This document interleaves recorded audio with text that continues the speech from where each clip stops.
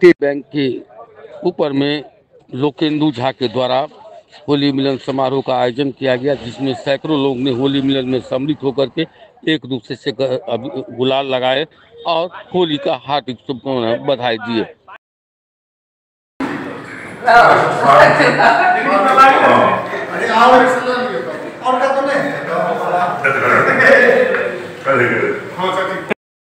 आज होली के शुभ अवसर पर स्टेट बैंक कैंपस लहरियासराय में लोकेंदु भाई जी की तरफ से होली मिलन समारोह का आयोजन किया गया, जिसमें हम सभी बड़े भाई सब मिलके यहाँ पर होली मनाए हैं और सौहार्द बनी रहे समाज में, इसकी कामना करते हैं और ईश्वर से प्रार्थना करते हैं कि सब लोग स्वस्थ रहे ताकि आगे भी ऐसा मनाने में मदद मिले।